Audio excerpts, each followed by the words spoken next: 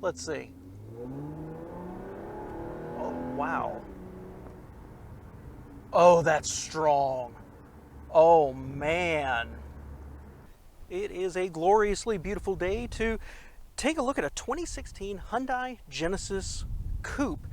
This is a fascinating car that I think is largely forgotten, and it's surprisingly good. So today I get to take a look at the outside, the inside, get it on the road, give you my opinion of it. Let's do this.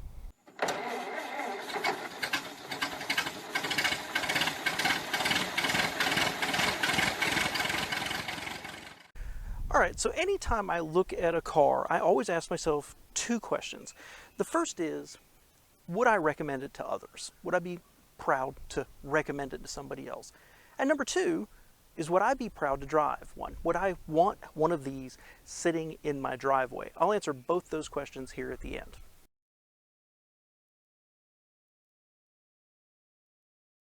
All right, so welcome back to All Cars Y'all. I'm John, and I am thrilled that one of my viewers has loaned me this and given me a chance to take a look at it. It's a glorious day out here. It is a little breezy. I apologize in advance if you would get some wind noise here, but this is a fascinating car because this is 2016 Hyundai Genesis Coupe, and this is right before Genesis became their own brand. And afterwards, Genesis went on to have a very distinct style of their own, a strong exterior, a strong interior style, very, very high quality materials. And this kind of falls right there in that transition. And honestly, there's not a ton of information about them. And for that reason, I think they're largely forgotten. And if they are on the road, I think they kind of just fade away. I've got some thoughts about that, and we'll get into it. But let's start at the outside. And up front, I think it looks pretty cool. You know, this is before the grills got outrageously huge. The headlights are, at least they're not small and squinty. The hood scoops here, they don't really do anything for me. A little boy racer, but the paint is fabulous with these little flakes in it. It's absolutely glorious paint, really, really good, even lines on all of the body panels. Really, really pretty impressive. Now, down the side, it's okay. It ends up being a little derivative. I even talking to the owner before I started, it looks like some other things. You know, swoopy roof line right here. I kind of like this scalloped character line. Carries through the door handles and then into this rear haunch back here.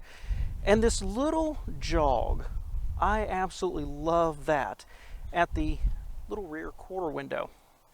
And as God intended, the fuel filler is on the driver's side. And then in the back, you end up with an okay trunk. The tail lights are big, they're okay, and obviously this is an aftermarket spoiler.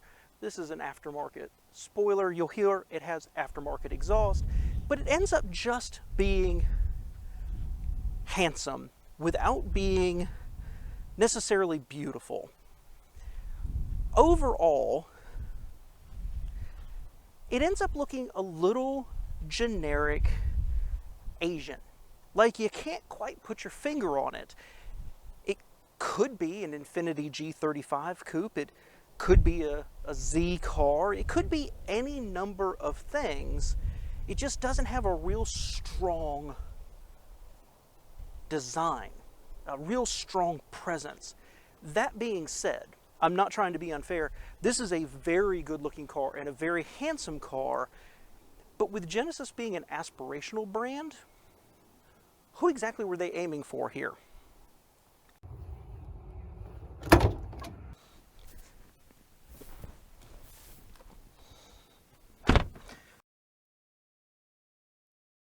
Excuse me, inside the Hyundai Genesis Coupe, it's okay.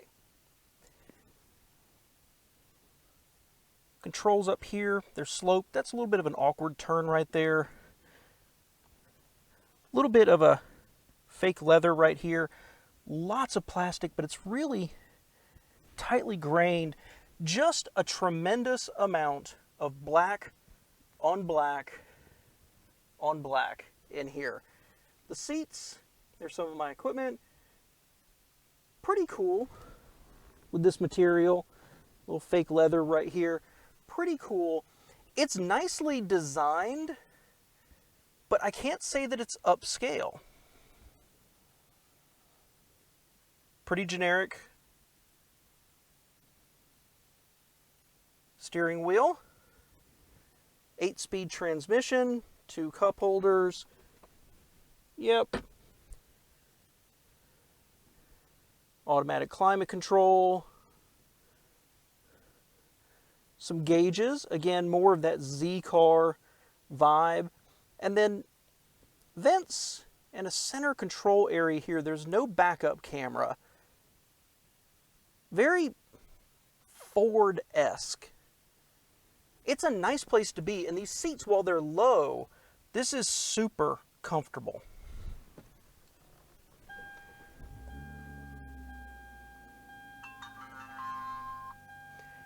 I like how everything kind of glows itself alive. This car has about, you can see right there, just under 60,000 miles on it. It's in fantastic shape for 60,000 miles. I like this little fake stitching right here.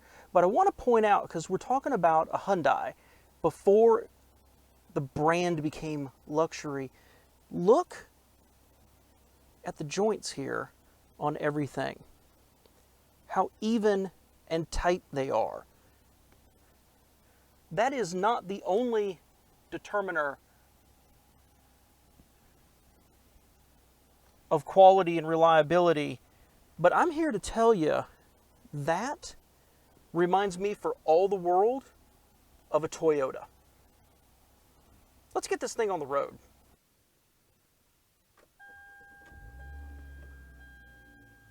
And we're off.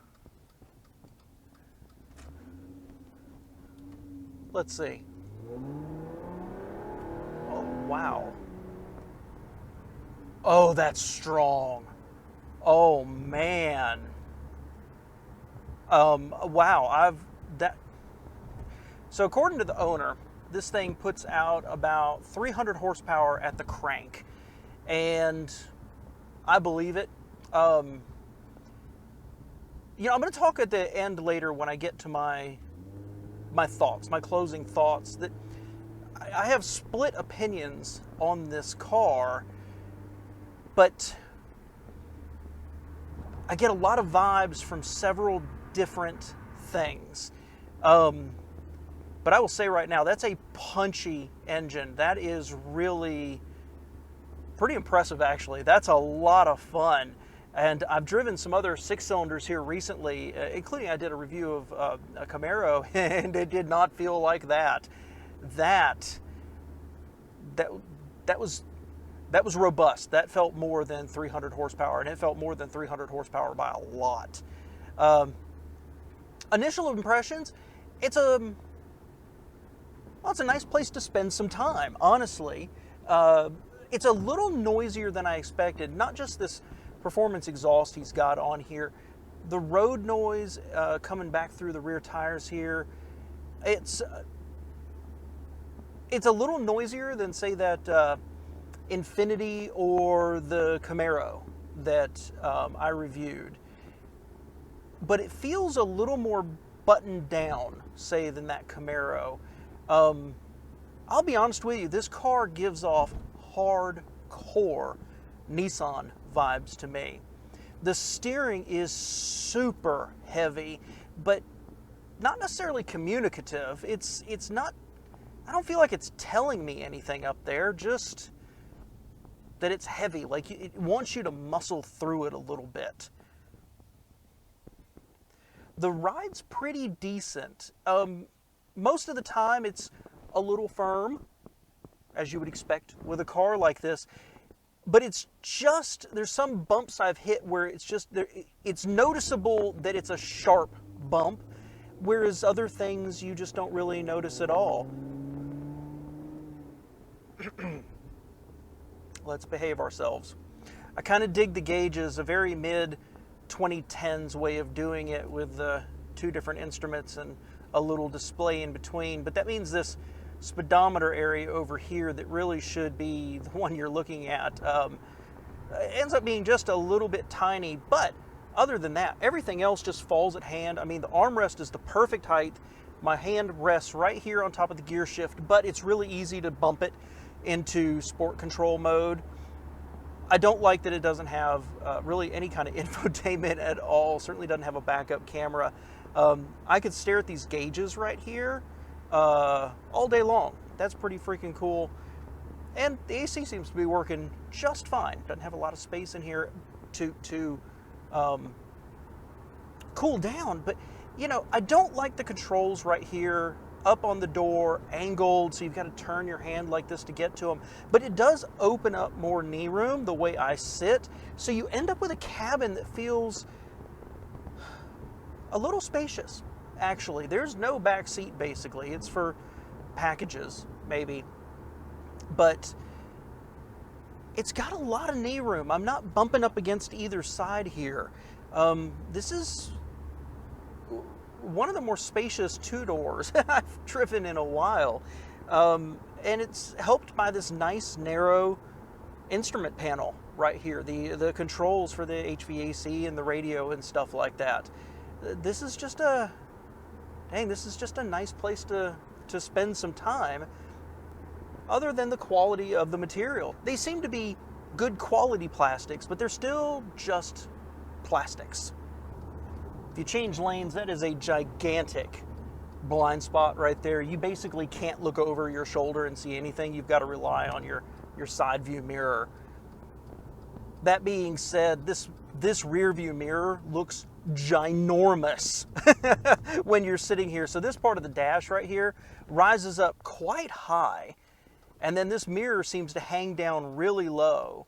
It doesn't feel like a mail slot. This feels like it has haul.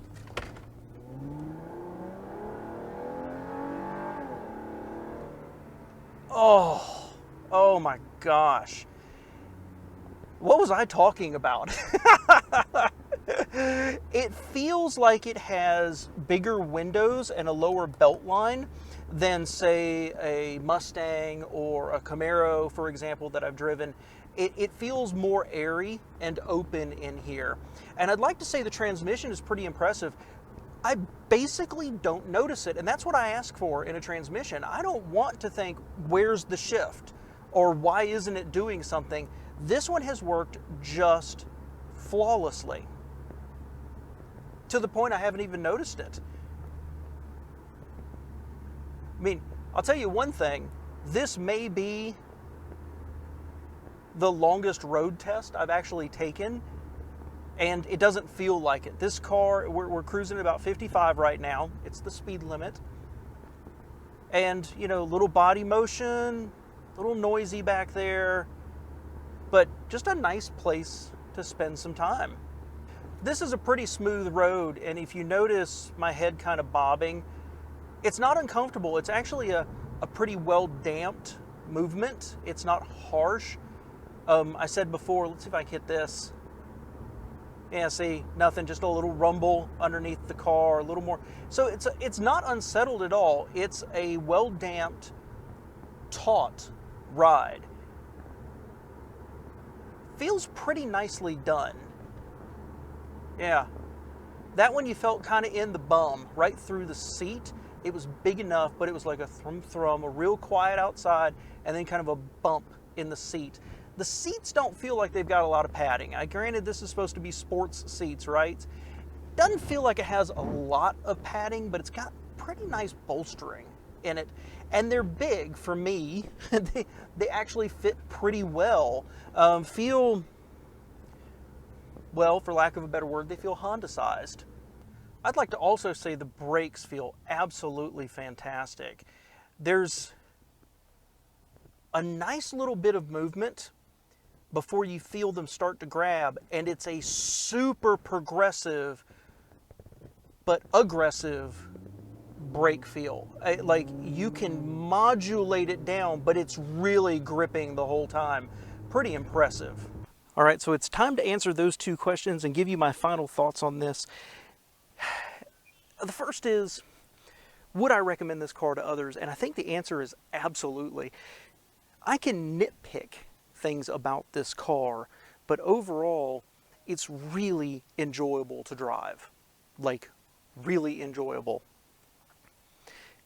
But I have a question about who it's supposed to appeal to. We'll get back to that in a second, because number two, would I be proud to own one?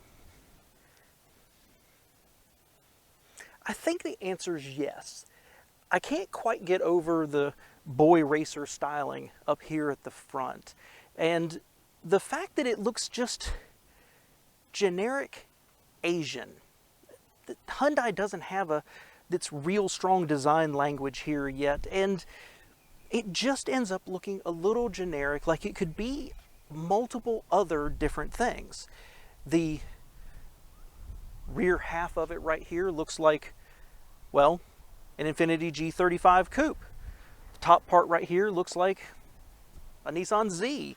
This haunch right here, where it curves in, very reminiscent of the Camaro, as a matter of fact. It's got a lot of other elements, but it's absolutely wonderful to drive. I really enjoyed it. I would change a couple of things. I wish it was a little bit quieter in the back. I don't really like the hood, but the build quality is exceptional. It's really enjoyable to drive. I just wonder who it's for, because, well, on the one hand, if you are looking at Genesis as a luxury brand, and you're thinking of a BMW 3 Series two-door, Mercedes, a Cadillac, something like that, this just doesn't cut it. It's not at all close to them in terms of interior quality. But if you're looking at comparing it to, say, an Infiniti G35, comes a lot closer. Still not sure it's quite there. This thing actually works for me much closer to a muscle car. But I don't think somebody who's looking at a Mustang or a Camaro is really going to be attracted to one of these, certainly not with a six-cylinder up front.